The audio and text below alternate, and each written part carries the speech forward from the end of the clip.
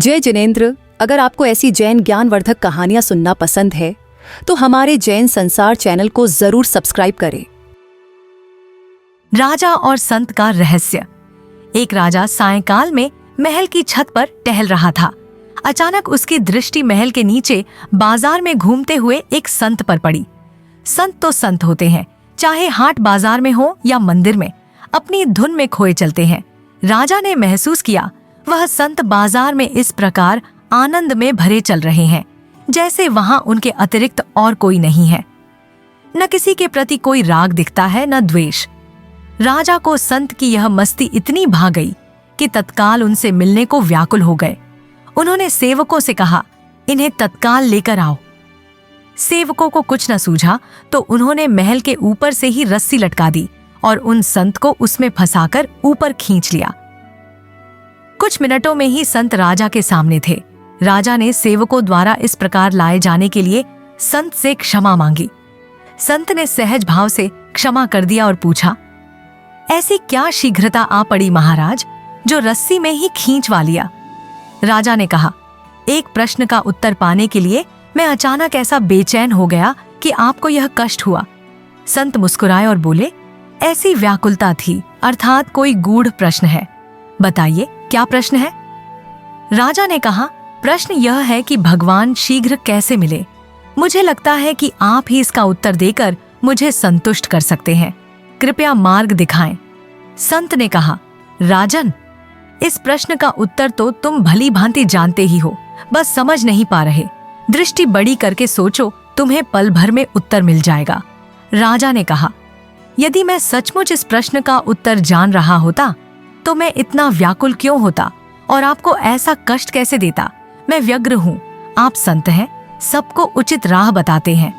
राजा एक प्रकार से गिड़गिड़ा रहा था और संत चुपचाप सुन रहे थे, जैसे उन्हें उस पर दया ही ना आ रही हो। फिर बोल पड़े, सुनो अपने उलझन का उत्तर।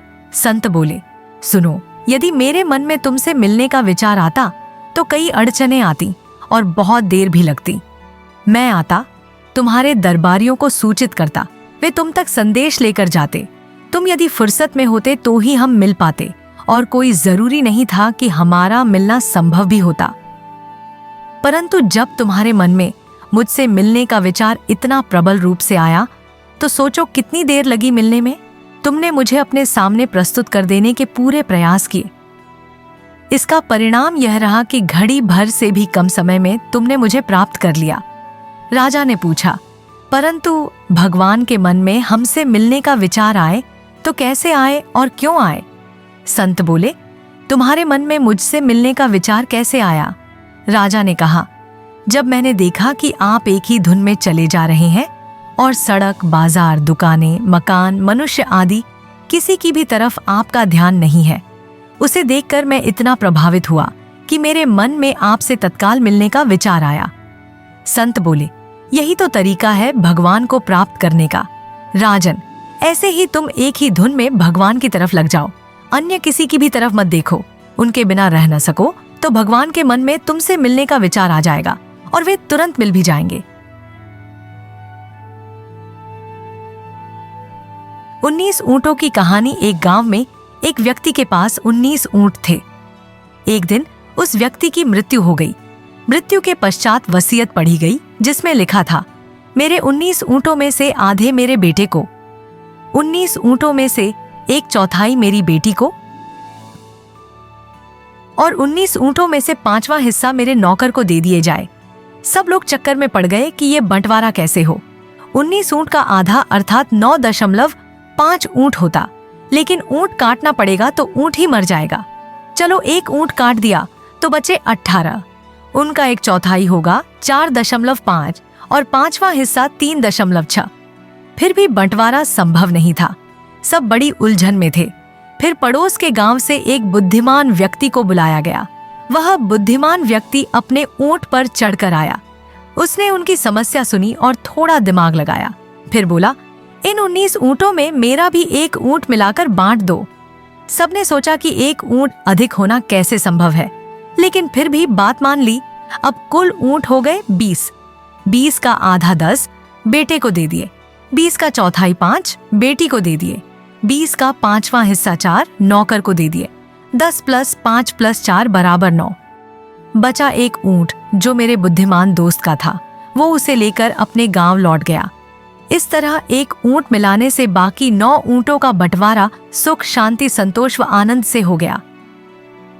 डार का 100 ऊंटों की कहानी। एक अंधेरी रात में एक काफिला एक रेगिस्तानी सराय में जाकर ठहरा। उस काफिले में 100 ऊंट थे। उन्होंने खूंटियां गाड़कर ऊंट बांधे, किंतु अंत में पाया कि एक ऊंट अनबंधा रह गया है। उनकी एक खूंटी और रस्सी कहीं खो गई थी। अब आधी रात वे कहां खूंटी रस्सी लेने जाएं? काफिले के सरदार ने वृद्ध सराय मालिक को उठाया और कहा, बड़ी कृपा हो यदि एक खूंटी और रस्सी हमें मिल जाए। 99 ऊंट बंध गए, एक रह गया। अंधेरी रात है, वह कहीं भटक सकता है। वृद्ध बोले, मेरे पास न तो रस्सी है और न खूंटी, किंतु एक युक्ति है। जाओ और खूंटी गाड़ने का नाटक करो और ऊंट से कह दो सो जाए। काफिले का सरदार बोला, अरे ये क्या पागलपन है। वृद्ध बोले, बड़े ना समझ हो, ऐसी खूंटियां भी गाड़ी जा सकती हैं जो न हो, और ऐसी रस्सियां भी बांधी जा सकती हैं जिनका कोई अस्तित्व न हो। अंधेरी रात है, आदमी धोखा खा जाता है। ये तो एक ऊंट है। विश्वास तो नहीं था, किंतु विवशता थी। उन्होंने गड्ढा खोदा, खूंटी ठोकी जो नहीं थी। केवल आवाज हुई ठोकने की। ऊंट बैठ गया। उसके गले में उन्होंने हाथ डाला, रस्सी बांधी। रस्सी खूंटी से बांध दी गई, रस्सी जो नहीं थी। ऊंट सो गया। वे बड़े हैरान हुए। एक अद्भुत बात उनके हाथ लग गई, सो गए। सुबह उठकर उन्होंने 99 ऊंटों की रस्सियां निकाली, खूंटियां निकाली। वे ऊंट खड़े हो गए, किंतु 100वां ऊंट बैठा रहा। उसको धक्के दिए पर वह नहीं उठा। फिर वृद्ध से पूछा गया। वृद्ध बोले, ऊंट हिंदुओं की भांति बड़ा धार्मिक है। जाओ पहले खूंटी निकालो, रस्सी खोलो। सरदार बोले, लेकिन रस्सी हो तब ना खोलूं। वृद्ध बोले, जैसा बांधने का नाटक किया था वैसे ही खोलने का कर लो। ऐसा ही किया गया और ऊंट खड़ा हो गया। सरदार ने उस वृद्ध का धन्यवाद किया। बड़े अद्भुत हैं आप। ऊंटों के बारे में आपकी जानकारी बहुत गहरी है। द्राज जनन, जीवन में 19 ऊंट, सो हम सबके जीवन में भी 19 ऊंट होते हैं। 5 ज्ञानेंद्रियां, आंख, नाक, जीभ, कान, त्वचा। 5 कर्मेंद्रियां, हाथ, पैर, जीभ, मूत्र द्वार, मलद्वार। 5 प्राण, प्राण, अपान, समान, व्यान, उदान, वर्वर्किक, बोर। 4 अंतकरण, मन, बुद्धि, चित्त, अहंकार। कुल 19 ऊंट होते हैं। सारा जीवन मनुष्य इन्हीं 19 ऊंटों के बंटवारे में उलझा रहता है, और जब तक उसमें मित्र स्वरूप का ऊंट नहीं मिलाया जाता, यानी कि दोस्तों के साथ, सगे संबंधियों के साथ जीवन नहीं जिया जाता, तब तक सुख, शांति, संतोष व आनंद की प्राप्ति नहीं हो सकती। यह है 19 ऊंट की कहानी, सभी को समर्पित। क्षमावाणी पर्व की आप सभी को हार्दिक शुभकामनाएं। जय जिनेंद्र।